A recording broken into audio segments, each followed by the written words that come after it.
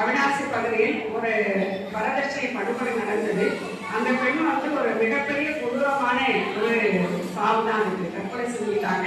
அவர்கள் போன்ற பல்வேறு பாலியல் வன்முறைகள், வழக்குகள், இது மாதிரி பிரச்சனைகள் உயிரிழந்தவர்களுக்கு நம்முடைய மாநாட்டின் சார்பாக ஒருவெல்லாம் அஞ்சலியை உரித்தாக்கிக் கொள்வோம்.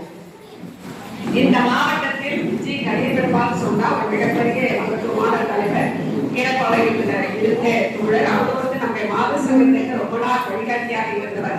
அவருக்கும் சேர்த்து நம்முடைய அஞ்சலி கொடுத்தார்.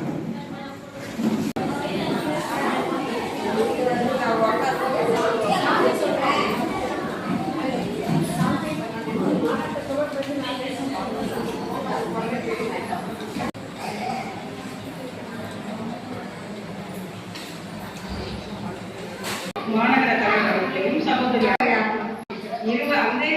மாநாட்டிலிருந்து செயல்பட்டு பொதுவாக மாசத்திலிருந்து கடலூர் மாவட்டத்தில் இருக்கு. இதுவரைக்கும் இன்னைக்கு இப்ப நடக்கிறதோட 9 10வது மாநாட்டை நாம் நடத்திட்டு இருக்கோம். தமிழ்நாட்டிலே போகுது ஒண்ணு வச்சிருந்தோம்.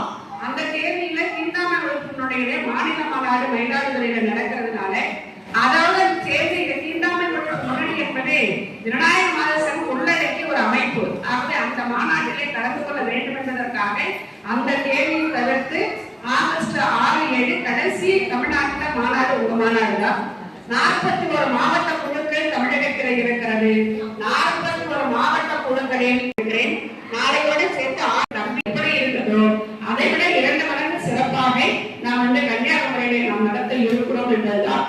மாநாடுகள் நடத்துவது என்பது 3 வருஷத்துக்கு ஒரு முறை உட்கார வச்சு கோஷங்கள் எழுதப்பட்டிருக்கிறது. ஒரு பெண் கையை உயர்த்துகிற அந்த கையை உயர்த்துகிற முஷ்டியை உயர்த்துகிற புகைப்படம் இருக்கும். அவர்களுக்கு பின்னால் ஒரு நட்சத்திரம் இருக்கும். இது ஒரு மிகப்பெரிய நம்முடைய லட்சியத்தை சொல்லுகிற கொடி. அதுல இருக்கக்கூடிய பெண் நான் எல்லாவற்றையும் தொடர்ந்து போராடி வெற்றி பெற்று கடைசியாக இந்த இருளை அகற்றி ஒரு ஒளிமயமான இந்தியாவை காட்டுவதற்கு, பெண்களுக்கு காட்டுவதற்கான ஒரு வாய்ப்பை நாங்கள் உருவாக்குவோம் என்று சொல்லுவதாக அந்த கொடியினுடைய அடையாளம் சொல்லும்.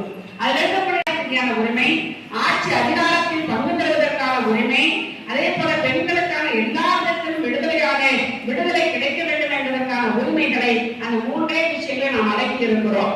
பல பேர் என்ன பேசுகிறார்கள் என்று சொன்னால், பெண்களுக்கு என்ன உரிமையா கிடையாது, எல்லாரும் பேக் பண்ணிட்டு பேண்ட் ஜீன்ஸ் எல்லாம் போட்டுட்டு எல்லா இடத்துக்கும் போறாங்க, யார் முன்னாடி மாதிரி தான் இருக்கிறோம்.